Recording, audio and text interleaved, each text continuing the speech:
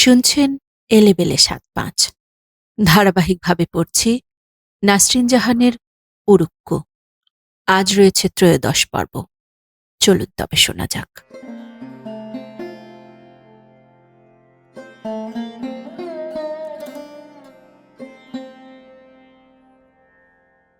এদেরকে এড়িয়েই বা আমি চলি কি করে?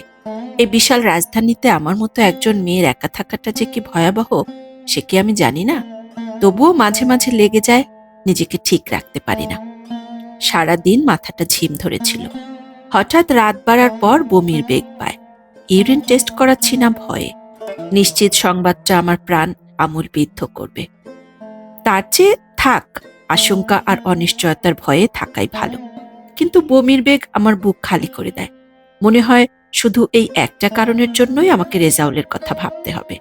আমার সামনে দ্বিতীয় কোনো পথ খোলা থাকবে না এবং সেই অসহায়তা আমার জন্য মারাত্মক হবে। কি ভয়ানক বিপদের মধ্যে যে পড়লাম। দিব্যি দিন চলছিল, কি মানে ছিল এসব জটিলতায় জড়ানোর? তার আগে আমাকে স্পষ্ট করে জানতে হবে আমি রেজাউলকে কতটুকু অনুভব করছি। ওয়াক! উদ্ভ্রান্তের মতো দৌড়ে বাথরুমে গিয়ে বমি উগরে দিই।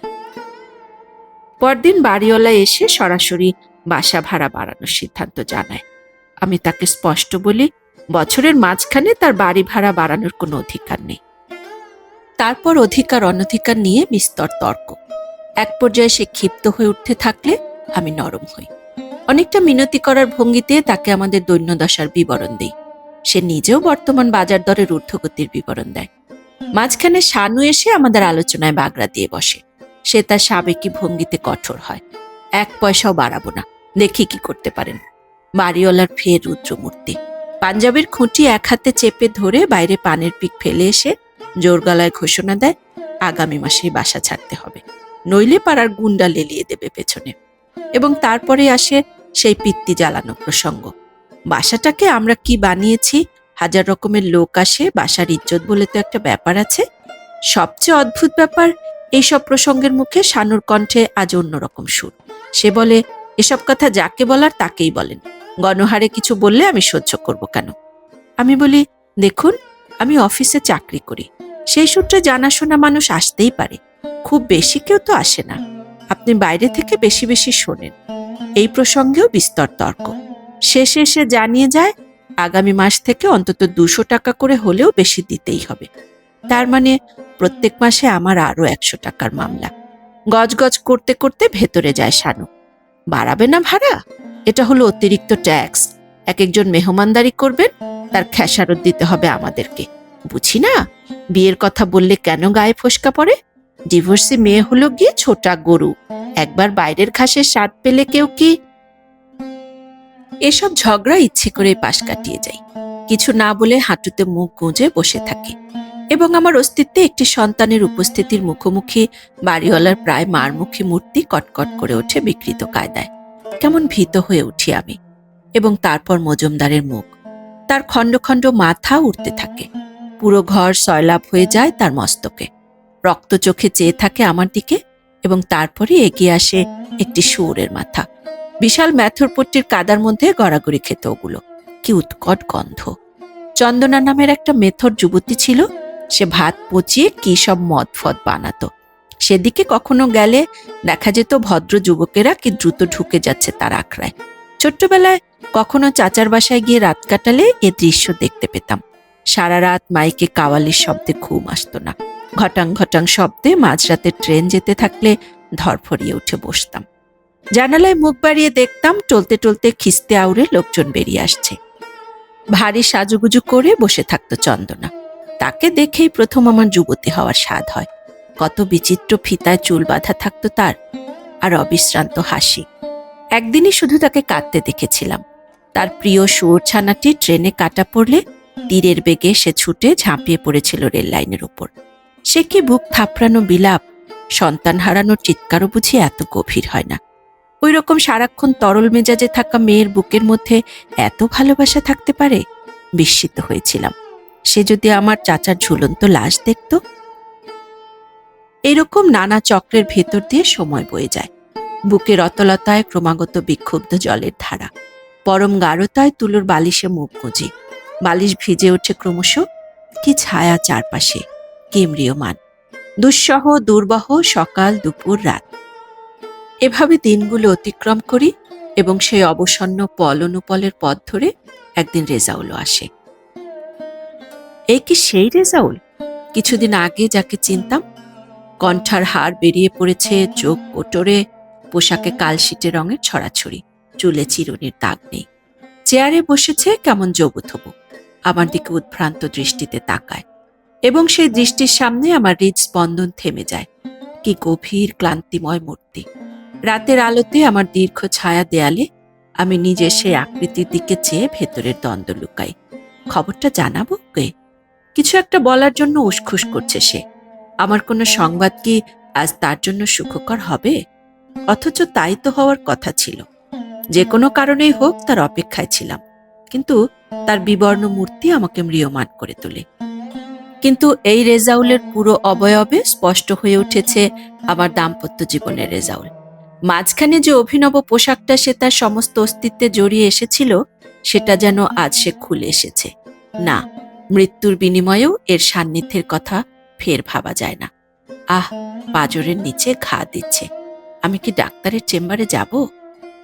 তোমার কাছে কিছু টাকা হবে? কত? এই ধরো 500, বলে ভীষণ বিব্রত বোধ করে সে। আমি ব্যাগে হাত দিলে সে স্বরে মৃদুতা এনে বলে যায়, বেশ কয়েকদিন হয় আমার চাকরিটা চলে গেছে। গণছাটাইয়ের মধ্যে আমিও পড়ে গেছি। এ কদিন অনেক ধরাধরি করলাম, কিচ্ছু হলো না। হলদেটে পানসে আলয় শিথিল আমার হাত ক্রমাগত ব্যাগ হাতড়ায়। শিশিরের অস্পষ্ট পতনের শব্দ অবচেতনে। গায়ে কার্ডিগান জড়িয়ে আমি সেই সংকীর্ণতার ধোঁয়া জল থেকে বেরোই। সে বলে, ভাবছি দেশে ফিরে যাব, মফস্বলে গিয়ে যদি কিছু একটা করা যায়। আমার ভেতরে কি এক অজানা কারণে ধস নামতে শুরু করে। সহিষ্ণুতার শেষ প্রান্তে দাঁড়িয়েছি আজ। নিজেকে এত পতিত লাগছে। তাহলে এতদিন কি আয়ত্ত করেছি, কতটা তৈরি করেছি নিজেকে। ঘোর তলানি থেকে ওপর দিকে উঠে আসি। টাকাগুলো বাড়িয়ে দিলে সে কেমন মিনমিনে গলায় বলে, তুমি কি কিছু সিদ্ধান্ত নিয়েছ? আমি হেসে ফেলি। কি ব্যাপার, হাসছ কেন? তুমি টাকাগুলো রাখো, ভদ্রতা করতে হবে না। আমি ভদ্রতা করছি? আহ রেজাউল, মৃদু ধমক দিয়ে চেপে বিছানায় বসি। এইভাবে আরো কিছুটা সময় পেরিয়ে যায়। এক সময় সে উঠে দাঁড়ায়। তার পদক্ষেপে কি ভারহীনতা! লজ্জাময় ভঙ্গিতে আমার দিকে তাকিয়ে হাসে। দরজার কাছে যাই। নিজের দুর্বলতা ঢাকার জন্য যেন সে কঞ্চির মতো টান টান হয় এবং বিশাল অন্ধকার পৃথিবীতে পা রাখে। ভোকারটা ঘুর্জির মতো উঠতে থাকে। দীর্ঘদিন পর নিজেকে বিপর্যস্ত অথচ প্রবলভাবে মুক্ত মনে হয়। রেজাউলের বেড়াজাল আমাকে অনেকদিন ধরেই আষ্টেপৃষ্ঠে বেঁধে রেখেছিল। অষ্টপ্রহর জুড়ে কেবল পীড়নময় দ্বন্দ্ব, সিদ্ধান্তহীনতার জট এবং শেষাবধি আমার সুগভীর গর্ভে সন্তানের ভ্রূণের বেড়ে ওঠাকে ঘিরে তার উপর এলে পড়তে চাওয়া। কোনো কিছুর মধ্যে আমার কোনো নিজস্বতা ছিল না। এবার যথার্থই নিজেকে শূন্য ফেলে আমার একদম একলা একা সিদ্ধান্ত নেওয়ার পালা। আমি কি করব? আমি কি নষ্ট করে ফেলবো ভ্রূণটাকে?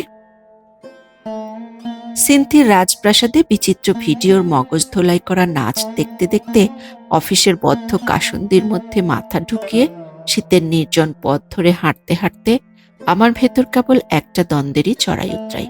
এরপর আমার কি সিদ্ধান্ত নেওয়া উচিত? কলজে খামচে ধরা কম্পিত রাত, আমার একার দুর্বিষহ রাত। এখন একটা চিন্তায় পরিব্যাপ্ত, অঙ্কুরটাকে মেরে ফেলব। কিন্তু তার পক্ষে যখন দাঁড়াই, আমাকে তাড়িত অবসন্ন করে ফেলে আরেকটা অনুভূতি, আমার প্রথম সন্তানের বিষণ্ণ পরিণতি। চারপাশে সেই হাসপাতাল শূন্য করা চিৎকার আবারও ধ্বনিত হয়। সর্বাঙ্গ শিথিল করা এই প্রশ্নে আন্দোলিত হতে থাকে।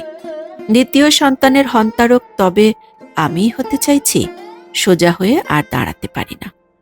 তাছাড়া রেজাউলের জন্য অপেক্ষার সময়টাতে অদ্ভুত দ্বন্দ্বের মধ্যেও এইরকম অনুভবের স্পর্শ বর্ণ গন্ধ আমার ভেতর জন্ম দিয়েছে এক বিশাল শক্তি।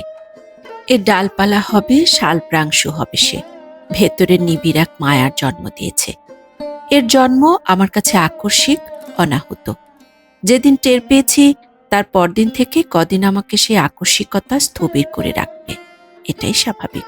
সে আকস্মিক পীড়ন থেকে মুক্তি পাওয়ার জন্য স্বাভাবিক ছিল সেই অঙ্কুর সঙ্গে সঙ্গে সর্বাঙ্গ থেকে আকস্মিকভাবে ঝেড়ে ফেলা। কিন্তু তখন আমার মনে তৈরি হচ্ছিল সামাজিকভাবে নিজেকে খাড়া করার প্রক্রিয়া, এবং এর সামাজিক স্বীকৃতির সামনে দাঁড়িয়েছিল রেজাউল। ফলে আমার পায়ের তল থেকে সঙ্গে সঙ্গে মাটি সরে যায়নি। কিন্তু রেজাউলের জন্য অপেক্ষার সময়টাতে আমি তার আগমনের আকস্মিকতা কাটিয়ে উঠেছি। তারপর পেরিয়ে গেছে আন্দোলিত অনেক পল অনুপল, মুহূর্ত ও মাস। এখন আর আমি তাকে অঙ্কুর বলতে পারি না। ক্রমশ টের পাচ্ছি এখন একটা পরম আকৃতিতে রূপান্তরিত হচ্ছে সে। আমি তাকে হত্যা করব যে কারণে, সেই বিস্ময়ের আশঙ্কা তো থিতিয়ে এসেছে। ধরা যাক এক ভিখারি মেয়ে কারো সেরা গয়নাটি চুরি করে পালাতে গিয়ে ধরা পড়ল। শেষে জানা গেল সে এর আগে 3 দিন অনাহারে ছিল। চুরি করা জিনিসটার মূল্য জানে না, চুরি করেছে বিক্রি করে ভাত খাবে বলে। যার গয়না চুরি হয়েছে সে তখন অন্য জেলায় অবস্থিত স্বামীর সিদ্ধান্তের অপেক্ষায়। তারপর মেয়েটাকে 7 দিন আটকে রাখার পর তার স্বামী এসে তাকে চুরির ক্ষতিপূরণ হিসেবে প্রবল পিটুনির সিদ্ধান্ত দিল। যার চুরি গেছে সে কি 7 দিন আগের ক্রোধ নিয়ে মেয়েটির উপর ঝাঁপিয়ে পড়তে পারবে? আমার স্বকীয়তা আমাকে কোন পথে টেনে নিতে চাইছে? তাছাড়া আমার রক্তের মধ্যে যার উদ্ভাসন, সে তো চোর হয়ে নিভৃতে অনধিকার প্রবেশ করেনি। আমি তার আসার পথ করে দিয়েছি। হা আল্লাহ, কি বিচিত্র কায়দায় চারপাশের পৃথিবী দুলছে। আস্ত মেঝে গন্ধে ডুবিয়ে বমি বমি। পাশের ঘর থেকে দৌড়ে আসে শানু। তার বিস্মিত চোখ আমাকে চারপাশ থেকে ছেঁকে ধরে। তার শরীর জড়িয়ে ধরে দাঁড়াই, হাত মুখ ধুয়ে বিছানায় চলে আসি।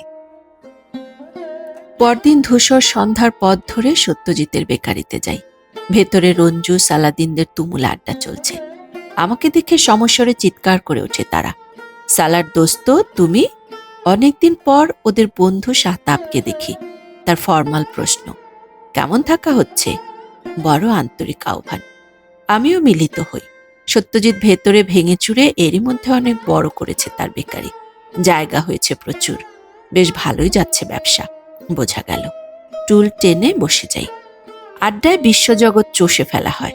গর্বাচেপের মহান উত্থান, আজকাল নোবেল পুরস্কারেও কারচুপি, ম্যারাডোনার ক্রন্দনরত বিদায়। যা দেখাচ্ছে ম্যারাডোনা, জুহি চাওলা কম কিসে। যা বলেছিস, রবীন্দ্রসঙ্গীতে চমৎকার ডাইমেনশন এসেছে। শিবিরের হাতে 21 ঘন্টা চট্টগ্রাম বিশ্ববিদ্যালয় জিম্মি। সরকার বিরোধী আন্দোলনটা বুঝি থিতিয়েই গেল। খামোখা এখন লাগাতার হরতালের ঝিমন্ত তাল তুলে দেশের অর্থনীতিকে আরো পঙ্গু করার চেষ্টা। এইসব করে করে একসময় প্রসঙ্গ ইরাক অভিমুখে যাত্রা করে। সত্যজিৎ চিৎকার করে ওঠে, ইরাকের সমস্ত রাসায়নিক ম্যাটেরিয়াল বুশ ধ্বংস করে ফেলেছে। যা একটা অবস্থা চলছে না, তা বেশ করেছে। শাহতাব বলে, তুমি কেন বাপু পরের দেশ দখল করার অনাচারে লিপ্ত হও? লক্ষ লক্ষ মানুষকে জীবন মৃত্যুর মাঝখানে ফেলার কোনোই অধিকার সাদ্দামের নেই। এখন অবস্থাটা বোঝো, উপসাগরে 60 মাইল ব্যাপী তেলের ট্যাঙ্কে আগুন জ্বলছে। আমাদের সরকারও তো লোক পাঠিয়েছে। সত্যজিৎ বলে, ওদের অবস্থা কি? ওরা আর কজন? শাহতাব বলে, বাংলাদেশি যারা ওখানে আটকা পড়েছে ওদের অবস্থাটা চিন্তা করো। অনাহার, অনিদ্রা। আমার এক খালাতো ভাই কুয়েতে আছে। আধপাগল খালাকে এয়ারপোর্ট থেকে আনাই যাচ্ছে না। সে এয়ারপোর্টকেই ঘরবাড়ি বানিয়ে ফেলেছে। এরকম অসংখ্য লোক। যাই বলিস, সাদ্দাম কাজটা অন্যায় করেছে। কিন্তু সালাদিন এই যুক্তি মানতে রাজি না। তোমরা তো মার্কিনের পাঁচাটা কুত্তা, তোমরা কি করে বুঝবে এটা সাদ্দামের অনাচার নয়? মার্কিন যুক্তরাষ্ট্রের স্বেচ্ছাচারিতার বিরুদ্ধে প্রতিবাদ। ব্যাটার বুকের জোর আছে। সৌদি ভূখণ্ডে অভিযান চালিয়ে দখল করেছে কয়েকটা ফাঁড়ি।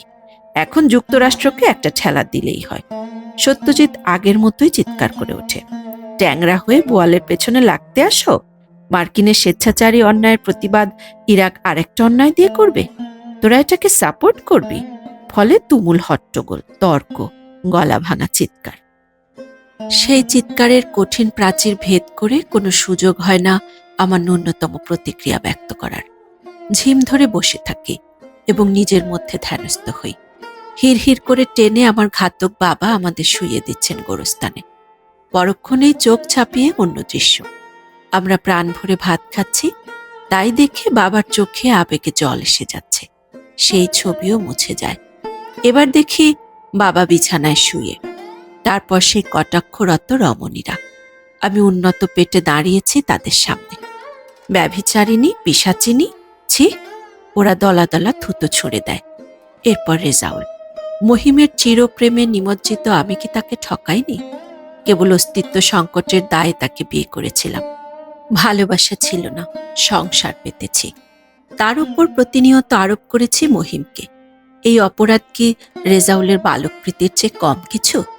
আর এখন এখন মহিম, রেজাউল সবাই এক বিশাল ছায়াময় শক্তির গহ্বরে অপসৃয়মান।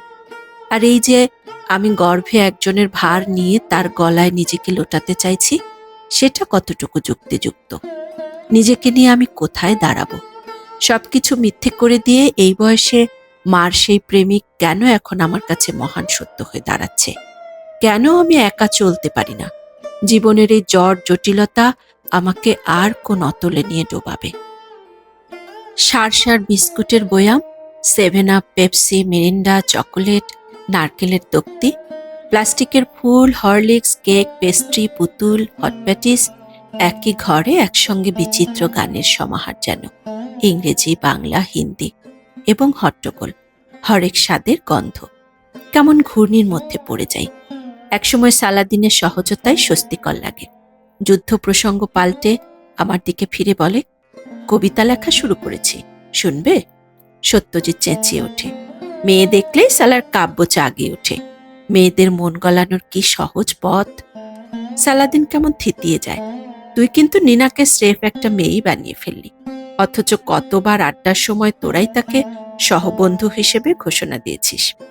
এবার রঞ্জু চেঁচায়, ও তো মেয়েই, তুই কি বলতে চাইছিস ও পুরুষ?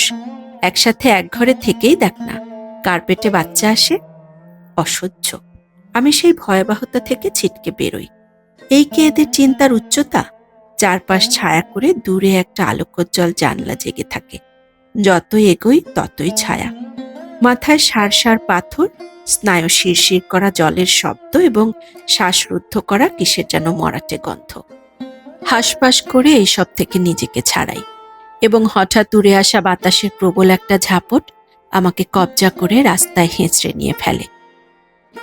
বাইরে আলোকিত ফুটপাত, লম্বা করে নিঃশ্বাস টানি।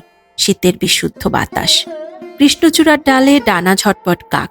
বিস্তৃত সড়ক ধরে যন্ত্রদানব দৌড়চ্ছে। কার্ডিগান ফুঁড়ে ঢোকা বাতাস বিবশ রোমকূপকে জাগিয়ে তুলে কেবলই সুরসুরি দেয়। পেছনে এসে দাঁড়িয়েছে সত্যজিৎ। সোডিয়াম বাতির আলোতে তামাটে মানুষ, পাশাপাশি হাঁটি। সত্যজিৎ বলে, তোকে আমরা অতটা সেন্সিটিভ মনে করি না। রঞ্জুর ইয়ার্কিটা, প্লিজ ও প্রসঙ্গ থাক। আমি থামিয়ে দিই। তারপর নিঃশব্দ পথ চলা। ও আশায় আমার অস্থিরতা অনেক কমে গেছে। নিজেকে আমি ততক্ষণে সামলে নিয়েছি। একসময় গল্প ছলেই বলি, সত্যজিৎ, তোর কাছ থেকে কারো বিশেষ একটা ব্যাপারে সমাধান চাইব, কিন্তু তুই বেশি প্রশ্ন করবি না, এই শর্তে। সত্যজিৎ কিছু বলে না, হাঁটছে নিঃশব্দে। উত্তরের অপেক্ষা না করেই বলি, ধর অবিবাহিত একটা মেয়ে, তার পেটে হঠাৎ সন্তান এলো, কিন্তু যার ভ্রূণ, সে তখন দূরে। মেয়েটা তখন কি করবে? দূরে মানে? সত্যজিতের প্রশ্ন। প্রতারণা করে পালিয়েছে? ধর সহজ অর্থে তাই। বাচ্চাটা কত মাসের? ধর 2.5। তাহলে অপারেশন করিয়ে ফেলবে। সত্যজিতের সহজ উত্তর। বিংশ শতাব্দীর মেয়ে হয়ে রামগাধার মতো প্রশ্ন করো। শীত লাগছে। তামাটে ফুটপাতের অলস পথ ধরে আমরা এগোই। চারপাশে হলুদাভ কুয়াশার ধোঁয়াটে আস্তরণ। কোত্থেকে হু হু বাতাস আসে। সেই মেয়েটিকে তুই? তুই কিন্তু প্রশ্ন করছিস। আমি কোনো শর্তে যাইনি। আমি কি অবিবাহিতা? অন্যের কাসুন্দি ঘাটছিস? সে যেই হোক, এখানে ঝামেলা চুকিয়ে ফেলাই বুদ্ধিমানের কাজ। এটাই আমার একমাত্র সমাধান। কথা আর ডালপালা খুঁজে পায় না। মনে নিশ্চিতি সন্দেহ নিয়ে চলে যায় সত্যজিৎ। বুঝতে পারি চলে যাবার ভঙ্গি দেখে। আমার সামনে শীতের সুদীঘল রাত এবং মৃত্যুর মতো জেগে থাকার কষ্ট। বুক ধরফর করে। চারপাশে মাছের আষ্টে পচা গন্ধ। কখনো বদ্ধ জলাশয়ের মতো অচৈতন্য পড়ে থাকি, কখনো বিশাল একটা ছায়া আমার সামনে এসে দাঁড়ায়। দীর্ঘ মোমবাতি জেলে আমাকে বাইবেল থেকে কবিতা পাঠ করে শোনায়। আমি নতজানু হই। এইভাবে আমার বিষাদ ছাওয়া রাতগুলো পেরোতে থাকে। পরদিন ক্ষয়িষ্ণু গলি ধরে, নর্দমার দুঃসহ দুর্গন্ধের অত্যাচার, কোনো মতে এড়িয়ে ওমরের বাসায় যাই। তাদের বাড়িটা যেন আরো প্রাচীন, আরো ভঙ্গুর। পুরো বাড়িটা শুধু মুতের গন্ধ। ওর মার পরনের শাড়িটা ছেঁড়া ঝুলো তেনারও অধিক। আমাকে দেখে বিব্রত মহিলাটি ভেতরে ঢুকে যায়। লুঙ্গিতে গিট লাগাতে লাগাতে উদমগা ওমর বাইরের ঘরে আসে। আগাপাস্তলা চিন্তা না করেই চলে এসেছি। বেশ অস্বস্তি বোধ করি, কিন্তু আহত হই ওমরের আচরণে। আমার এই অপ্রত্যাশিত আগমনের খবর যেন সে জানত, এমন ভঙ্গিতে হাসতে থাকে। এসেছেন তাহলে? আমার কি আসার কথা ছিল? কোনোদিন আসবেন না তাই ভেবেছিলাম। আপনি একটু শার্ট প্যান্ট পরে আসুন তো, বাইরে বেরোবো। চৌকির পায়াগুলো এমন নড়বড়ে যে ভারী শরীরের কেউ বসলে নির্ঘাত পড়ে গিয়ে হাড়হাড্ডি চুরচুর হয়ে যাবে। কিন্তু তার ছোট ভাইটি কোথায়? পাশুটে পর্দার ফাঁক দিয়ে উকি দিচ্ছে তার বোন। ওমর কিছু না বলে ভেতরে যায়। আমি এই ফাঁকে তার বোনটাকে ডাকি। ক্ষীণকায় দেখে মনে হয় শোল চর্মসার বৃদ্ধা। এ ঘরে কোনোদিনই বাতাস কিংবা এক চিলতে আলো ঢুকেছে বলে মনে হয় না। মেয়েটার চোখ জোড়া কি চরম নির্বিকার। এবার আমার চোখ গিয়ে ঠেকে ওদের ঘরের বাঁশের সিলিংয়ের পুরোটা জুড়ে লম্বা হয়ে ঝুলে থাকা ঝুলকালিতে। একটা মরা তেলাপোকা হল্লা করে টেনে নিয়ে যাচ্ছে এক ঝাঁক লাল পিঁপড়ে। ভীত সন্ত্রস্ত মেয়েটি এগিয়ে আসে। দু চোখে এত সরলতা, স্পষ্ট মনে হয় একজন কামুক কিশোরও যদি তাকে শোবার কথা বলে তার না করার ক্ষমতা থাকবে না। আপনার ছোট ভাইটা কোথায়? প্রশ্ন করি। ওকে আমার এক কাকা পাবনা নিয়ে গেছে বলে মেয়েটি অস্বস্তির সাথে তার খাটো ওড়না ধরে টানতে থাকে। কি বিপত্তি! একদিকে জোরে টান দিলে অন্যদিকে উদম হয়ে যায়।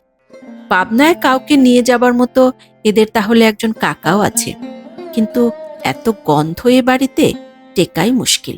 ওমর এলে বেরিয়ে পড়ি। বাইরে বেরিয়ে প্রথমেই প্রশ্ন করি, আপনার বোনকে কে আবর্ষণ করিয়েছে? আমার মা। আপনিও তাই চাইছিলেন? দেখুন, ছেলেটার কোনো পাত্তা ছিল না, এছাড়া আর কি করার ছিল। শুক্রবারের উদ্ভাসিত সকাল। রোদভাজা শহরের ওপর দপদপ পা ফেলে হাঁটি এবং নির্জনে কোথাও গিয়ে বসে বলার চাইতে কি হয় চারপাশের এই ঘিঞ্জি ভিড়বাট্টার ভেতরেই আমি বলে ফেলি আমার সেই মর্মান্তিক গোপন কথাটা। শুনুন, আমার গর্ভে একটা সন্তান এসেছে। ওমর চকিতে আমার মুখের দিকে প্রখর চোখে তাকায়। আমি বলে চলি, মাস দুয়েক আগে স্বামীর সাথে, বুঝতেই পারছেন, আর তা থেকেই। কিন্তু এখন আমি কি করব? কোনো সিদ্ধান্তে আসতে পারছি না। ওমরের মুখে ছায়া পড়ে। শীতের খরসান রোদে মুহমান বিশাল রাজধানী এবং চারদিকে বিচিত্র সব শব্দ তরঙ্গ। মাথা নিচু করে আমরা পাশের একটা ছোট চায়ের স্টলে ঢুকে যাই। কোনার একটা মামুলি টেবিলের দুপাশে দুজন বসি। ব্যাগ রেখে তার দিকে তাকাই। আপনি কি স্বামীর কাছে ফিরে যেতে চাইছেন না? আমার সেরকমই ইচ্ছে। মাঝখানে কালো টেবিল এবং চারপাশে চটুল আড্ডা, শীতের মৃদু আমেজে চায়ের উষ্ণ ঘ্রাণ এবং পিরিচ কাপের তাল কাটা টুংটাং। ওমর বলে, কি বলবো বলুন? তবে আমার একটাই পরামর্শ, আপনি বিয়ে করে ফেলুন। আমাদের সমাজ বড় ভয়াবহ, নইলে আপনাকে চরম খেসারত দিতে হবে। বাচ্চাটাকে নষ্ট করে ফেলার পরামর্শ দিচ্ছেন না কেন? বড় নাজুক প্রসঙ্গ, ওমর বলে। এসব আমি বিশেষ বুঝি না। আপনার প্রতি আমার ভক্তি শ্রদ্ধা কেমন সেটা বলে বোঝাতে পারবো না। আপনার অনাগত সন্তানের প্রতিও আমার মমতা। না না, আমি তার মৃত্যুর কথা ভাবতে পারি না। এ সন্তানের বাবা হওয়াটাও ভাগ্যের ব্যাপার। কিন্তু প্রথম প্রশ্ন হলো, জেনে শুনে এই দায়িত্ব নিতে যাবে কে? আমি বলি, তারপর যে দায়িত্ব নেবে সে তো তার পিতা হবে না, সুতরাং ভাগ্যবান হওয়ার প্রশ্ন সেক্ষেত্রে আর কি আসছে? ডালপুরি চা এসে যায়। আহ, ধোয়া পাকিয়ে পাকিয়ে উঠছে। ওমরকে আজই প্রথম খুব স্থির মনে হচ্ছে। জেনে শুনে কেউ দায়িত্ব না নিলে না জেনে নেবে? ওমর সহজ স্বরে বলে, আপনি নিশ্চয় এক্ষেত্রে প্রতারণার প্রশ্ন তুলবেন। আমি এসব বিশেষ বুঝি না। সম্ভবত একটা বস্তির মতো জঘন্য পরিবেশে বেড়ে উঠেছি বলে আমার পাপ পুণ্য প্রতারণা এসব ব্যাপারে মগজ খুব ভোঁতা। আমি জটিলতা না করে কোনো বড় কাজ, সেটা যদি সামাজিকভাবে চিহ্নিত পাপের ভেতর দিয়েও হাসিল করতে হয়, তাতে কোনো অন্যায় দেখি না। আর জন্ম যে কেউ দিতে পারে, কুকুর বেড়ালও দেয়। প্রতিপালনই পিতার আসল কাজ। সাদা মাথায় আমি এইটাই বুঝি। তাছাড়া পাপ যে ঠিক কোনটা এতদিনেও আমি সেটা বুঝতে পারিনি। ওমরের পর হেসে ফেলে। আপনাকে একটা গল্প বলি। গল্পটা বিখ্যাত কারো লেখা হবে, আপনি হয়তো তার নাম জানবেন। আমার অত সব মনে থাকে না। অবশ্য আমাদের এখনকার প্রাসঙ্গিক বিষয়ের সঙ্গে গল্পটার মূল থিমের কোনো সাদৃশ্য নেই। গল্পটা মনে ভীষণ দাগ কেটেছিল বলেই বলছি। এক প্রেমিকা তার প্রেমিককে বলল, তুমি যে আমাকে গভীরভাবে ভালোবাসো তার প্রমাণ কি? তুমি যদি আমাকে 7 দিনের মধ্যে একটি লাল গোলাপ এনে দিতে পারো, তবেই আমি বুঝবো তোমার ভালোবাসার নিখাত শ্রেষ্ঠতম। তো প্রেমিক ছুটল লাল গোলাপের খোঁজে। সেই মরশুমে সে দেশে একদমই লাল গোলাপ ফুটত না। 1 দিন 2 দিন 3 দিন প্রেমিক পাগলের মতো সমস্ত শহর চষে বেড়ালো। নিদ্রাহীন উদ্ভ্রান্ত অবস্থায় 7 দিনের মাথায় সে একটা গাছের নিচে বসে কাঁদতে লাগলো। তখন সে গাছের মাথায় বসে গান গাইছিল একটা নাইটিঙ্গেল পাখি। প্রেমিকের কান্না দেখে তার বুক ফেটে গেল। সে গোলাপ গাছকে করুণ মিনতি জানালো, তুমি কি একজন প্রেমিকের অসহায় কান্না শুনতে পাচ্ছ না? তার জন্য অন্তত একটি ফুলের জন্ম দাও। গোলাপ গাছ বলল, ফুলের জন্ম না হয় দিলাম, কিন্তু লাল রং আমি কোথায় পাবো? সে লাল রং আমি দেব, বলল নাইটিঙ্গেল পাখি। নাইটিঙ্গেল পাখি গোলাপ গাছের কাঁটায় বিধিয়ে দিল নিজের বুক। ফোঁটায় ফোঁটায় রক্ত সেই কাঁটার বুক বেয়ে গোলাপ গাছে সঞ্চারিত হতে লাগলো। নাইটিঙ্গেল শরীরে রক্তে রক্তে ভোর রাতে ফুটে উঠল টকটকে লাল গোলাপ। খুব সকালে নাইটিঙ্গেল মারা গেল। এদিকে সপ্তাহ শেষে হতাশ পাগল ব্যর্থ প্রেমিক ভোরে বাসার সামনের গোলাপ গাছে ছোট্ট একটা লাল গোলাপ দেখে আনন্দে আত্মহারা হয়ে প্রেমিকার কাছে ছুটে গেল। সে গোলাপ দেখে প্রেমিকা কি বলল জানেন? ওমর আমার দিকে সপ্রশ্ন তাকায়। আমার ঘোর চেতনায় মেহি তোলপাড়। নাইটিঙ্গেলের বিন্দু বিন্দু রক্তে আমার চায়ের রং লাল। চুমুক দেই। প্রেমিকা বলল, এটা একটা গোলাপ হলো? গল্পটা শেষ করেই ওমর হা হা হাসতে থাকে। আপনার নিশ্চয় মনে হচ্ছে পৃথিবীতে তবে ভালোবাসা বলে কিছু নেই। প্রথম কিন্তু আমারও তাই মনে হয়েছিল। এমন গল্প বলে কেউ হাসে, অথচ আমার কেমন কান্না পাচ্ছে। আমি আমার সর্বস্ব নিয়ে যদি সেই স্থির মানুষের সামনে নতজানু হই, যদি বলি, এই যে আমার বেদনা, গ্লানি, আনন্দ, তুলে নিন আমাকে। যদি তিনি আমার মার মতো আমাকেও ছুঁড়ে দেন নর্দমায় আর বলেন, এটা একটা নিনা হলো। ওমর বিড়ি ধরায় এবং চিৎকার করে, বিড়ি কেন খাই? 1 নম্বর তৃপ্তি পাই। কি যে হিজিবিজি খান, অন্তত একটা ব্র্যান্ডে স্থির হন। ওমর, ভালোবাসা তবে এই? তেহারির ঘ্রাণ, চা এবং বিড়ির ধোঁয়া আমাদের চারপাশে কুয়াশা তৈরি করে। ওমর আবারও হাসে। আপনি সেই প্রেমিকার তাচ্ছিল্যই দেখলেন? ভালোবাসা যদি এই হবে, তবে নাইটিঙ্গেল পাখি রক্ত দিল কেন? আমি তার হাত চেপে ধরি। এরকম ব্যাখ্যা আমাকে শোনাচ্ছেন কেন? ওমর কেমন থিতিয়ে যায়। আমি মূর্খ গবেট মানুষ, আমার আবার ব্যাখ্যা বিশ্লেষণ। সেই পাখির রক্তপাতের কাছে কত তুচ্ছ আপনার এসব জটিলতা। চোখ মেলুন নিনা, দেখুন, বুঝতে চেষ্টা করুন নিজেকেও। আপনারা আলোর মধ্যে বড় হয়েছেন, নিজেকে চিন্তা চেতনায় বড় করে তুলতে পেরেছেন। আমি গুমুতের মধ্যে বেড়ে ওঠা মানুষ। আমি আপনাকে কি বলবো? তবে এটুকু বলতে পারি, যা আগেই বলেছি, যদি একান্তই নিজের সঙ্গে না পারেন, তবে কাউকে বিয়ে করে ফেলুন। নয়তো ফিরে যান স্বামীর কাছে। এখন বুঝছেন না, কিছুদিনের মধ্যে চড়া দাম দিয়ে আপনাকে বুঝতে হবে আপনার স্বাধীনতা কত বিপন্ন। আমার উদ্বেগ তখন চরমে। কোনো মতে বলি, আমাকে জীবন যে কোনো এক ধারে নিয়ে ফেলুক, তবুও তার কাছে আর ফেরা যায় না। ওমর কেমন কেঁপে ওঠে। তবে অন্য কাউকে, আপনার যা কি ইচ্ছে হয়। চায়ে চুমুক দিচ্ছে ওমর। ধোঁয়াটে আলোর আস্তরণ ভেদ করে তার দিকে চেয়ে থাকি। এমন খেলার ছলে সে কি নিজেই জানে সে কি বলছে? আমার চারপাশে আশ্চর্য নরম ঢেউ। সে ঢেউ ছাপিয়ে টি স্টলে হট্টগোল। উষ্ণ কাপে ঠোঁট চেপে ধরি। বুকের মধ্যে বিচিত্র তোলপাড়। উস্কো জঙ্গুলে চুলের ওমর মুহূর্তে সব ঝেড়ে ঝুড়ে ফেলে নিজের স্বকীয়তায় ফিরে আসে। কি সব ভারী ভারী কথা হলো, মাথা থেকে ঝেড়ে ফেলুন তো সব। চলুন আজকে একটু ঘুরে বেড়াই। টিউশনি অবশ্য আছে একটা, গোল্লায় যাক। ব্যাগে টাকা আছে তো? তলানি শুষে কাপটা রেখে দিই। বুক জুড়ে পুঞ্জীভূত সাদা। আমি তেমনই ধোঁয়াটে চোখে ওমরের মুখোমুখি। কিন্তু হুট করে বিয়েটা করব কাকে? গলির মোড়ে ছেলে দাঁড়িয়ে আছে। কেমন নিভে আসে ওমর। বিহ্বল চোখে আমার দিকে তাকায় এবং স্বভাব বিরুদ্ধ সংযত স্বরে বলে, দয়া করে এরকম কোনো প্রশ্ন আমাকে করবেন না। আমি আমার স্পর্ধার সীমা লঙ্ঘন করতে চাই না, সেটা আমার জন্য বেশি চাওয়া হবে। কি করব আমি? ঘরে ফিরে অসহ্য যন্ত্রণায় তড়পাতে থাকি। আমি কি জানি না যে সংকটে আমি পড়েছি তার পরিণতি কি?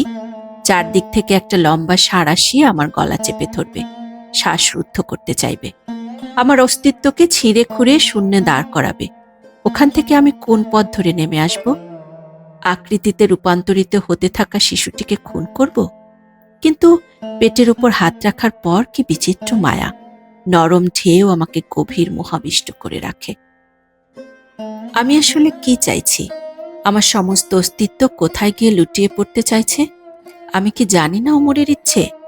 ওই নর্দমায় বেড়ে ওঠা ওমর কোথায় কতটা বড় হয়ে উঠেছে তা কি আমি টের পাচ্ছি না? কিন্তু এতদিন ধরে আমার স্বপ্নের বিস্তারের মধ্যে যে বিশাল হয়ে উঠেছে, সমস্ত অস্তিত্ব আজ তার ছায়ায় দাঁড়াতে চাইছে। ঠিক এই জায়গায় এসে বুঝছি, সেই মানুষ ছাড়া আমার সামনে আর কোনো সত্য নেই। কিন্তু এই অবস্থায় তার সামনে দাঁড়ালে তিনি কি বলবেন? উত্তেজনায় উৎকণ্ঠায় নিঃশ্বাস রুদ্ধ হয়ে আসে, গলা দিয়ে পাকিয়ে উঠছে বমির বেগ, শিরা শিথিল করে সমস্ত শরীর কাঁপছে। চারপাশে বড় মায়াবী প্রকৃতি আঁকড়ে ধরা রোদ। ওমরের সাথে ঘুরতে ইচ্ছে হয়নি। আজকাল কোথাও স্থির হতে পারছি না।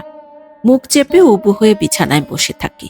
এর মধ্যে শানু এসে আমাকে আরো অতলে নিক্ষেপ করে বলে, সামনের মাসটায় শুধু আমরা এ বাড়িতে থাকব, তার পরের মাসে অন্য কোথাও চলে যাব। ঝাপসা চোখে তার দিকে তাকাই। তার মুখে আনন্দ। এর চাইতে বেশি ভাড়ার আরো ভালোবাসায় যাচ্ছি। তোমার কামাল ভাইয়ের ব্যবসা ভালোর দিকে। ইচ্ছে করলে তুমিও আমাদের সাথে থাকতে পারো, এতে অবশ্য তোমার খরচ কিছুটা বাড়বে। ওয়াক। আমি বমি ঢেলে দিই মেঝেতে। আমাকে দ্রুত চেপে ধরে শানু। কদিন ধরে আমার সন্দেহ হচ্ছে। তোমার কি হয়েছে সত্যি করে বলো তো নিনা। ভেতর থেকে কি যেন ধাক্কা দিচ্ছে। আবারও তেতো জল গলা উপচে নিচে ঝাঁপিয়ে পড়ে। চারপাশ আঁধার হয়ে আসছে, বুকের ভেতরটা জ্বলে যাচ্ছে। সব ফাঁপা শূন্য। শানু ক্রমাগত ঝাঁকুনি দেয়। নিনা, চেপে রেখো না, আমাকে পর ভেবো না, বলো কি হয়েছে। কিছু না বলে নিস্তেজ পড়ে থাকি বিছানায়। দুদিন ধরে টিউশন নিতে যাচ্ছি না, কোনো রকমে অফিসটা সারছি। টিউশনি থেকে 500 টাকা রেজাল্ট নিয়ে নেওয়ায় এ মাসে আমার হাত রীতিমতো শূন্য। তারপরও শান্তি একটাই, অফিসের অবস্থা শান্ত। আগামী মাস থেকে আমার কিছু বেতন বাড়ার সম্ভাবনা দেখা দিয়েছে। বস আমাকে তেমনই আশ্বাস দিয়েছেন। কিন্তু এসব আনন্দ উপভোগ করার মতো মন আমার নেই। মগজের কোষে কোষে নীল মাছির হল্লা। কি শিথিল নিভন্ত দিন। এক বন্ধের দিন বিকেলে টিউশনি করতে বেরিয়ে পড়ি। চারপাশে তখনও উজ্জ্বল রোদ। সেই আলোর পথ আমাকে এনে দাঁড় করায় একটা বিশাল গেটের সামনে। সেদিন সিনথিকে দেখেছি ঝিমুচ্ছে। আমার সন্দেহ হয় সম্ভবত সে ড্রাগে আসক্ত হয়ে পড়ছে। এ বাসায় এলে আমার আরেক যন্ত্রণা, লাগামহীন একটা ঘোড়ার পেছনে অনর্থক ছুটে চলা। লন অতিক্রম করব, হি হি হাসি শুনে বায়ে মুখ ঘোরাই। বিশাল লনের উপর সাদা কুকুরটার সাথে খেলছে সিনথি। দাঁড়িয়ে যাই। চারপাশে উঁচু পাঁচিল, কেয়ারি করা বাগানের মাঝখানে অদ্ভুত দৃশ্য। এই মেয়ে কোনো পঙ্কিলতায় নিমজ্জিত হতে পারে? উজ্জ্বল রোদ পড়েছে তার মুখের উপর। এই যে অপাপ ফর্সা মুখের অপরূপ কিশোরী, প্রাণখোলা হাসির তোড়ে ভেসে তার সাদা ঝাঁকড়া কুকুরটার সাথে খেলায় মেতেছে।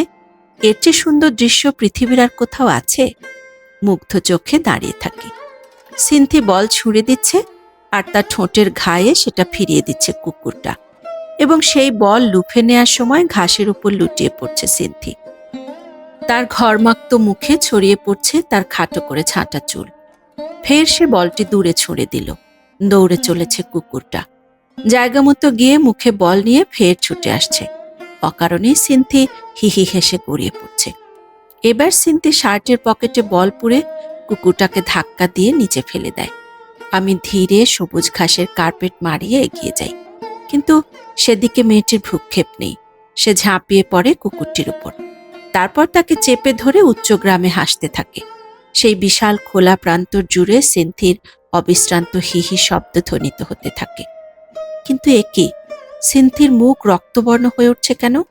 কুকুরটাকে নিজের গা ঘেঁষে শুইয়ে দিয়ে সিনথি তার ফর্সা আঙুল অস্থির চালিয়ে যাচ্ছে নিজের সর্বাঙ্গ জুড়ে। কি অদ্ভুত জড়াজড়ি! সিন্থির চোখ বন্ধ হয়ে আসছে, তার হাসির মধ্যে বিচিত্র মাদকতা। কুকুরটাকে উল্টে পাল্টে উদ্ভ্রান্তের মতো চুমু খাচ্ছে, কখনো প্রচণ্ড শক্তিতে নিজের প্রায় উন্মুক্ত বুকের উপর চেপে ধরছে। মুহূর্তে পৃথিবীটা টলে ওঠে। আমি নিজেকে বিশ্বাস করতে পারছি না। বিকৃত গলায় প্রায় চিৎকার করে উঠি, সিন্থি! কিন্তু তার কানে আমার সে ডাক পৌঁছায় না। ঘৃণায় বিবমিশায় আমার মাথা ধরে যায়। ছুটতে ছুটতে সেই রাজপ্রাসাদ থেকে বেরিয়ে আসি। পরদিন অফিসে গেলে উদ্ভাসিত সুলতানা এগিয়ে আসে। তোমার প্রমোশন হচ্ছে শুনলাম। আরে না, বস সামান্য কিছু বেতন বাড়াবার ইঙ্গিত দিয়েছেন মাত্র, এখনো কনফার্মড কিছু নয়। সে তো সবারই বাড়ছে, সুলতানা বলে। আমাদের হাজারটা দাবির ফুটো ফাটা এক আঙুলের চাপে বন্ধ করে দিচ্ছে। সবারই বাড়ছে জানতাম না, এখন জেনে ভালোই লাগছে। এ নিয়ে তাহলে বাড়তি কোনো খোঁচা সহ্য করতে হবে না। মেহজাবিন আর বসকে যে ভুল আমি বুঝেছিলাম, এখন দেখছি সেটাও অবান্তর। সম্ভবত সে সময় তারা সত্যিই সমস্যায় পড়েছিল। যাকগে, এখন মাথায় হাজার সংকট। শানু চলে যাচ্ছে। আপাতত বিশাল আবাসিক সমস্যা আমার সামনে। গতরাতে তাকে সব বলে দিয়েছি। সে ইচ্ছে মতো আমাকে গালিগালাজ করেছে, আতঙ্কিত ভীত হয়েছে। শেষে নিজের একটি সন্তান হচ্ছে না বলে কান্নাকাটি করেছে। আমাকে ভীষণ পেরাপিরি করেছে, বলেছে নষ্ট করে ফেলো। আমার পাপ, ইসলামী আইনের এর ভয়াবহ শাস্তি, তীব্র সামাজিক সংকট কোনো কিছুই তুলে ধরতে বাদ রাখেনি। আমার জন্য যেটা সবচেয়ে কষ্টকর, আমার প্রতি তার যে শ্রদ্ধা সেটা শূন্যে নেমে এসেছে। কেমন ঘৃণার চোখে সেদিন তাকাচ্ছিল এবং উল্টাপাল্টা বকবক করছিল। বাড়ি থেকে এসেছে মার সংক্ষিপ্ত চিঠি। চিঠির প্রত্যেক লাইনেই তাদের প্রতি আমার উদাসীনতার আক্ষেপে ভরা। না, বেতন পেয়ে কিছু না পাঠালে চলছে না, কিন্তু সংকট বেড়েছে অন্যদিকেও। সম্ভবত ঝুঁকির ভয়েই শানু তাদের সাথে নতুন বাসায় আমাদের একত্রে থাকার প্রস্তাব নাকচ করে দিয়েছে। ফাইলপত্রের মধ্যে মাথা নুয়ে আসে। হৃৎপিণ্ড কর্ষণ করে সামনে এগিয়ে আসে বিস্তৃত সবুজ লন। ফুলের মতো সেই কিশোরী, একটি নিষ্পাপ কুকুর। কি দুর্বিষহ যাতনার্ত সময় গেছে তখন। এরপর নিজের সমস্ত কীর্তি শানুকে বলে দেওয়ার পর, ওর অবিশ্রান্ত ভীতিকর সংলাপ এবং রাতে বিছানায় যাওয়ার পর কুশ্রী সব ছবির পর ছবি। কুশ্রীতা কোথায় ছিল? কিশোরীর মধ্যে? কিন্তু দোষী নির্ধারিত হওয়ার মতো বয়স কোথায় তার? তবে দৃশ্যটা আমার জন্য যথেষ্ট পীড়াদায়ক ছিল। টিউশনিটা আর করব না বলে সিদ্ধান্ত নিই। এও না হয় একটা সমাধান হলো, কিন্তু যতই দিন পেরোচ্ছে ততই আমার জীবন ঝুঁকিময় হয়ে উঠছে। এর কি হবে? আমি কিভাবে দাঁড়াবো আমার প্রতিবেশীদের সামনে? চিন্তায় শিরা উপশিরা সব বিষাক্ত হয়ে ওঠে। আমার কাপড়ে হাজার ফুটো, সেফটি পিন দিয়ে কত জায়গা আটকাবো। অফিস টাইম সকালে ৮ ঘন্টা আগে বাড়িয়ে দিয়েছে। শ্লেষ মাখা ঠোঁটে হাসে সুলতানা। এখন জাস্ট ৮টায় হাজির হতে হবে, বুঝলে?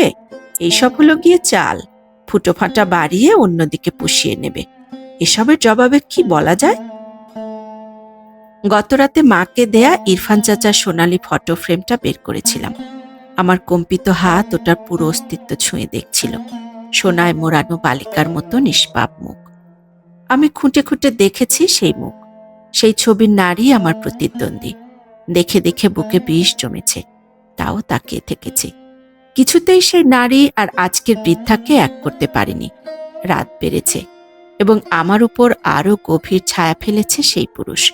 তার যৌবন কাল, তার প্রৌঢ়ত্ব, দিনের পর দিন আমাকে তার স্থির করে তোলা। আসলে কি স্থির হয়েছি? স্থিরতার অন্তর্নিহিত জলে অবগাহন মানে কি আরো গভীর প্রবল স্রোতে তোলপাড় হওয়া নয়? মাথাটা ধরে আছে সকাল থেকে। অফিস থেকে ছুটি নিয়ে দুপুর থাকতেই বেরিয়ে পড়ি। অনেকটা পথ বাসের চাপে ভাবলেশীন দাঁড়িয়ে থাকা, তারপর রিকশার পথ। আজ ইরফান চাচার দরজার সামনে দাঁড়িয়ে প্রথম দিনের মতো উত্তেজনা। কি দুর্মর সংশয় আর অস্বস্তি। আজ তর্জনীর নিচে অগ্নিকুণ্ড। আজ আমার জীবনের চরম পরীক্ষা। বলাই বাহুল্য, এসব ভাবনার তোড়ে আমার ভেতরে দ্রুত কম্পন বাড়ছিল। দরজায় নক করি। ভদ্রলোকের বাইরে কোনো কাজ নেই। বাসা ভাড়ার টাকাই তার প্রধান উপার্জন, ফলে সারাদিন প্রায় বাসাতেই থাকেন। আগে নাকি তবুও সন্ধ্যার পর বাইরে যেতেন, অনেক রাত অবধি আড্ডা দিয়ে কাটাতেন। এখন তাও কমেছে। আমাকে দেখে তার মুখে সেই চিরকালীন উদ্ভাসন, আরে নীনা তরফদার যে, আসুন আসুন, জড়তা কাটিয়ে আমিও সহজ হই। সারাদিন কি করে কাটান? ক্লান্ত লাগে না? বুড়ো বয়সে ধীর বসে কাটানোর জন্যই তো মানুষ সারা জীবন দৌড়ায়। তিনি হাসতে হাসতে বলেন। ভাবি, প্রত্যেকের নিজের বাঁচার পক্ষে ঠোঁটের ডগায় যুক্তি তৈরিই থাকে। খুব অসময়ে এসে গেলাম। অফিসে যাওনি আজ? ছুটি নিয়ে চলে এসেছি। বড্ড বাজে লাগছিল। ভালোই করেছ, তিনি বলেন। আজকে আমারও খুব খারাপ লাগছে। তারপর অনেকক্ষণ নিঃশব্দতা। একসময় সোফায় জাঁকিয়ে বসি। দুপুর পেরোচ্ছে, তবুও তার গায়ে পুলোভার, গলায় মাফলার, মুখখানা বেশ অমসৃণ, কালো হয়ে উঠেছে। প্রশ্ন করি, শরীর খারাপ? হ্যাঁ, বেশ জ্বর বোধ হচ্ছে। তাছাড়া ছেলেটার চিঠি এসেছে বাইরে থেকে। পেটে টিউমার হয়েছে, অপারেশন হবে। সেই থেকে বেশ অস্থির লাগছে।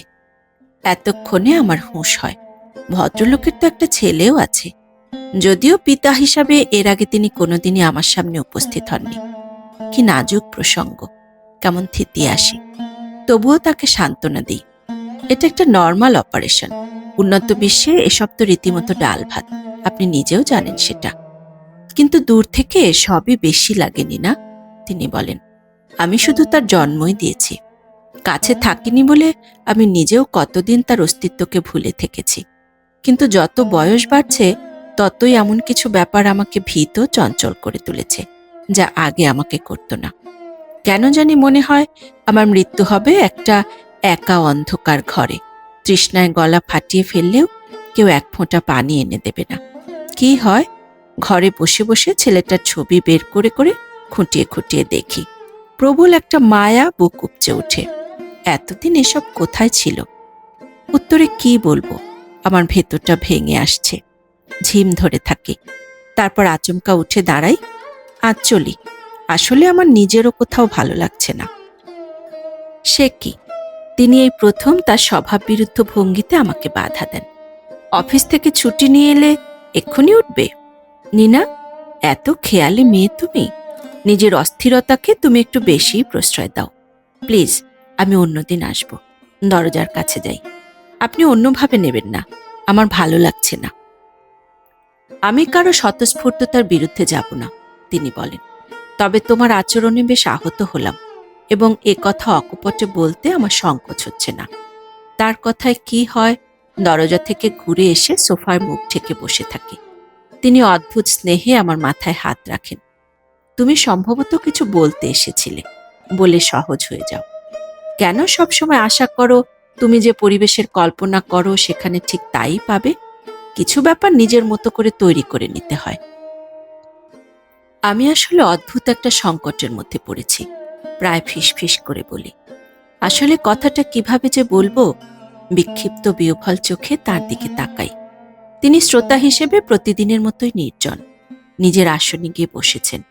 সোফার পাশে বসে নরম আঙুলে ফুলদানিতে রাখা প্লাস্টিকের ফুলের ধুলো মুছি।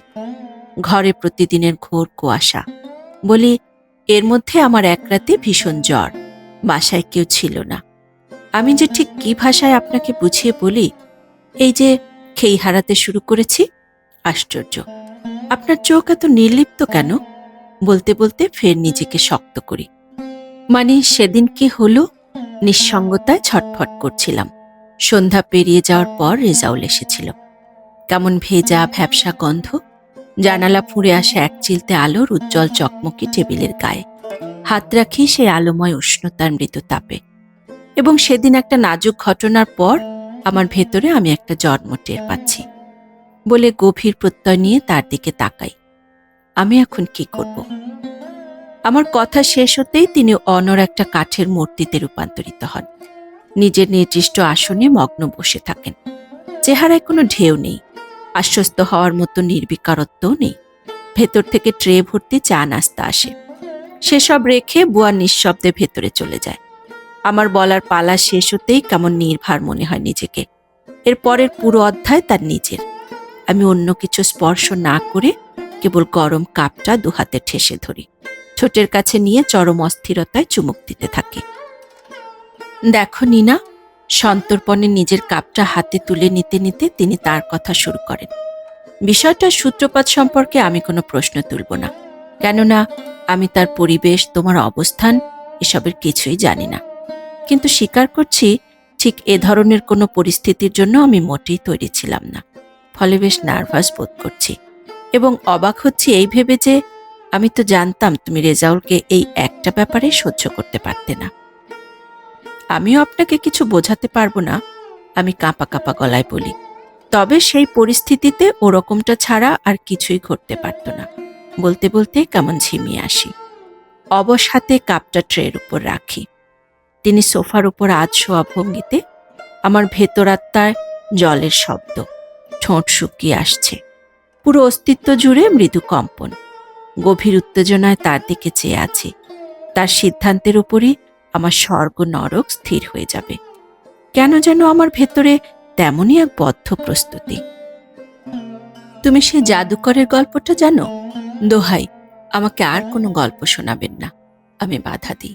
সহজ হও বলে তিনি আচমকা নরম হয়ে ওঠেন। শোনো, আমি বিশ্বাস করি যে কোনো রকমের দৃঢ়তা মানুষকে অনেক জটিলতা মুক্ত হতে সাহায্য করে। দুর্বলতা থেকে যার উৎপত্তি, তাকে দুর্বলতার ভেতর দিয়ে বেড়ে উঠতে দেওয়ার চেয়ে দৃঢ়তার সাথে নিজের মধ্যে সহজ সত্যটাকে স্বাভাবিক করে তোলাই উচিত। আমি কি তোমাকে কিছু বোঝাতে পারছি? না। আমার শরীর কিভাবে বেড়ে উঠেছে কিংবা এই পৃথিবী কিভাবে চলছে সে সম্পর্কে জানতে হলে আমাদের লক্ষ লক্ষ বছর চলে যাবে। তিনি বলতে থাকেন, আমাদের প্রাণের এই যে স্পন্দন, প্রাণ বিলুপ্ত হলেই চোখের সামনে একটা পৃথিবীর মৃত্যু, এ ব্যাপারেও সামান্যতম অভিজ্ঞতা লাভ করতেও কোটি জীবন পার হয়ে যাবে।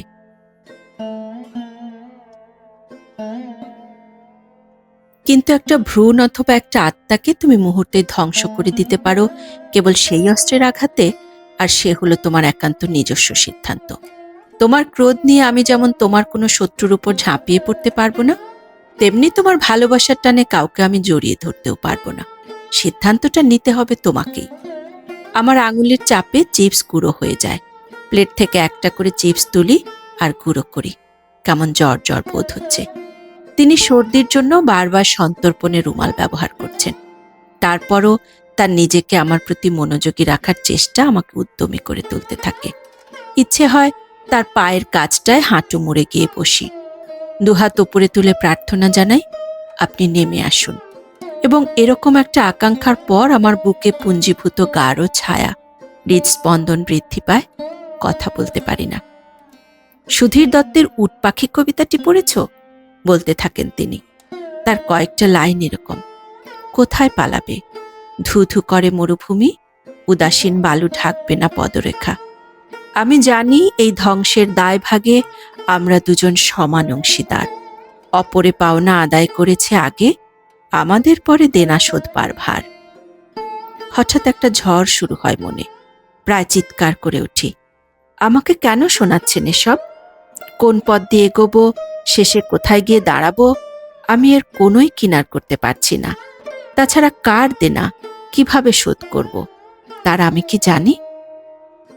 আগে কোন পথে এগোবে সেটা বের করো, এবং তারপর সেই পথই তোমাকে তোমার শেষ গন্তব্যে নিয়ে যাবে। আপনি হেয়ালি করছেন। আমি আবারও প্রায় চিৎকার করে উঠি। আমি এখন কি অবস্থায় আছি আপনি উপলব্ধি করতে পারছেন না? ভান করে আপনি দায়িত্ব এড়াতে চাইছেন। তা কি কখনো নিয়েছি আমি? ভীষণ সহনশীল তার গলার স্বর। নীনা, কেন নিজেকে ছোট করো? তোমার দায়িত্ব নেওয়া যায়? নিজেকে অন্যের উপর যে এলিয়ে দেয়, তার ব্যাপারেই শুধু আসে দায়িত্ব নেয়ার প্রশ্ন। তুমি নিজেই তোমার জন্য যথেষ্ট। আমি কোনোদিন তোমাকে এলিয়ে পড়তে দেখিনি। তোমাকে তেমন করে ভাবিও না। আমিও মানুষ, আমারও ক্লান্তি আছে বলে কেমন নিজের মধ্যে সেঁধিয়ে যাই। অবসন্ন মাথা সোফায় বিছিয়ে দিই। নীনা, পৃথিবীর সবচেয়ে জটিলতম বিস্ময়কর গ্রন্থ হলো মানুষ। সে নিজেও জানে না তার পক্ষে কি করা সম্ভব। ঠিক এই মুহূর্তে তোমার সবচেয়ে বেশি পরিহার করতে হবে ক্লান্তিকে। আমি বলতে চাইছি, যে অবস্থার মধ্যে তুমি পড়ে আছো, আমাদের সামাজিক অবস্থা তুমি জানো। আমাদের ধর্মীয় সংস্কার, আমাদের পরিবেশ, সবাই তোমাকে নগ্নভাবে বিদ্ধ করবে। তুমি কি তাদের সেই ছুরির মুখে নিজেকে এলিয়ে দেবে? আমি তবে কি করব? যুদ্ধ করবে। এবার তার উচ্চারণ স্পষ্ট এবং দৃঢ়। যার জন্ম হয়েছে তাকে নষ্ট করে ফেলা খুব সহজ, লালন করাটাই বড় ব্যাপার। তোমার ভেতরে সন্তানটি বড় হবে, তুমি তাকে জন্ম দেবে এবং তাকে কেন্দ্র করে যত রকমের সামাজিক যুদ্ধ আসবে তার সবগুলোকে দৃঢ়তার সাথে প্রতিরোধ করতে হবে, এবং তোমাকেই। আমি তোমাকে ঠিক সেই জায়গাটাতেই দেখতে চাই। সে অনেক কঠিন। বলতে বলতে গভীর অন্ধকারে ডুবে যেতে থাকি। আমি যে নীনাকে চিনি, তিনি স্বরে প্রত্যয় ঢেলে বলেন, সে এই কঠিন পথটাই অতিক্রম করবে। সভ্য বিশ্বে যেটা কোনো সমস্যাই নয়, বরং আনন্দের সাথে গ্রহণ করছে, কেন এখানে সেটা ঘৃণার যোগ্য হবে? তাকে আমরা প্রশ্রয়ই বা দেব কেন? আমি চাই যুদ্ধটা তোমাকে দিয়েই প্রথম শুরু হোক। আমার চোখের সামনে অস্বচ্ছ ছায়া, যেভাবে ক্রমাগত ভাঙন চলছে ভেতরে, নিজেকে সবার সামনে ধোপদুরস্ত রাখাই একটা সমস্যা হয়ে দাঁড়াচ্ছে। তুমি ছবি আঁকা ছেড়ে দিয়েছ আবারও, যেন জটিল একটা বিষয়কে সহজ করার জন্যই ঘরের হাওয়াকে ঘোরাতে চাইছেন তিনি। আমি নতমুখে বলি, না নীনা, আমি একটি বুড়ো বৃক্ষ, শেকড়ে উই ধরেছে। গম্ভীর বিষণ্ণ তার স্বর, পাখির ডানা ঝাপটানোর শব্দে যার ডাল ভেঙে যায়। চারপাশে তখন ছায়া নেমে এসেছে, কেমন বিহ্বল চোখে তাকাই দেয়ালের ফ্যাকাশে সাদা আস্তরের দিকে। দেয়ালের বাজ পাখিটি স্থির আমার মুখোমুখি। আমি সোফা থেকে উঠে তার কাছে যাই। কি প্রাজ্ঞ মায়াময় মুখ! আমি তার হাত চেপে ধরি, মেঝেতে বসে তার হাত মুখের কাছে টেনে নিই। ভেতরে ফুলে উঠছে কান্না, চোখ দুটো জ্বলছে। তিনি আমার চুলে নিঃশব্দে হাত বোলান। নীনা, অসম্ভব নিরাশ অথচ ধীর কণ্ঠে উচ্চারণ করেন তিনি। একটা জীবন পার করে দিলাম যা খুঁজতে খুঁজতে আমি তার সন্ধান পেয়েছি। একটা বয়স ছিল যখন তাকে পেলে তার মালিকানার আশায় তাকে ঘরবন্দি করতাম হয়তো। এখন দূর থেকে দেখেই শান্তি পেয়েছি, এটা ভেবেই শান্তি। আমি যদি সমুদ্রের ঢেউ হয়ে যাই, অন্ধকার গহ্বর থেকে উঠে এসে প্রশ্ন করি, আচমকা কোনো পূর্ব পরিকল্পনা ছাড়াই। বড় মোলায়েম তার হাসি। তাই হয়েও বলার জন্য সন্ন্যাসীর বয়সটা দরকার। বয়সের একটা দুর্বিনীত সাহস থাকে, উপেক্ষা কিংবা গ্রহণ করার। নেনা, এলিয়ে পড়ো না। নিজেকে চেনার, আবিষ্কার করার এটাই সবচেয়ে উর্বর সময়। একদম একা হয়ে যাও, পৃথিবীকে সঙ্গে রাখো, তবে কখনোই মাথার উপরে নয়। কিন্তু পৃথিবীকে সঙ্গে রেখে এককভাবে বাঁচা সম্ভব? নিষ্ঠুর একাকিত্ব আমাকে প্রতিদিন অসহ্য মৃত্যুর দিকে ঠেলে দেবে না? ইরফান চাচার কোমল হাত তখনও আমার মাথায়, তার ম্রিয়মান কণ্ঠ সমস্ত ঘরে স্পন্দন তোলে। তুমি কি কোনোদিনই একাধিক হতে পেরেছ? একজন পূজারী, তার নিপুণ হাত গড়ে তুলল প্রতিমা। সকাল দুপুর ও রাতের অবিশ্রান্ত কষ্টের ভেতর দিয়ে যেদিন তার মূর্তি মোহনীয় ভঙ্গিমায় দাঁড়ালো, তার চারপাশ উজ্জ্বল হয়ে উঠল, তখন সেই আলোয় উদ্ভাসিত পূজারী চিৎকার করে উঠল, এই তো আমার নির্মাণ, এই তো সুন্দর, যার ভেতর দিয়ে আমি আমার জীবন পার করে দেব। কিন্তু সেই মূর্তির মুখোমুখি তখন কোন মানুষ? ভঙ্গুর ক্ষয়িষ্ণু এক পূজারী, যে তার সব ঢেলে নিঃস্ব হয়ে গেছে। পূজারী তার চোখ দিয়ে দেখবে সুন্দরকে, সে হাত বাড়িয়ে এগিয়ে যাবে, কিন্তু সেই নিঃশেষিত ক্ষয়িষ্ণু বৃদ্ধকে সেই মোহনীয় মূর্তি তার স্পর্শ দেবে কেন? পূজারী শুধু স্পর্শ করবে তার তৈরি মাটিকে, পাথরকে, রং দিয়ে ঠেসে রাখা নারকেলের ছোবড়াকে। ইন্দ্রিয় শিথিল হয়ে আসে, আমি দাঁড়াই।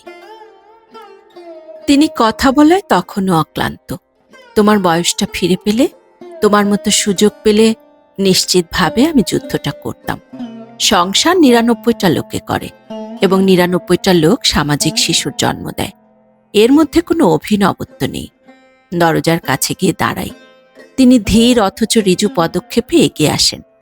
অন্ধকার দরজায় অনড় ভঙ্গিতে এসে দাঁড়ান। তারপর প্রতিদিনের মতো আমার সন্ধ্যার পৃথিবীতে নেমে আসা। সোডিয়াম বাতির তামাটে আলোয় ঘনঘোর স্তূপীকৃত কুয়াশায় আমার প্রতিদিনকার হেঁটে চলা।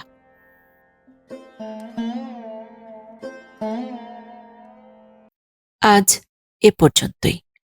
ভালো থাকুন, ভালো রাখুন। কল্যাণ হোক সকলের।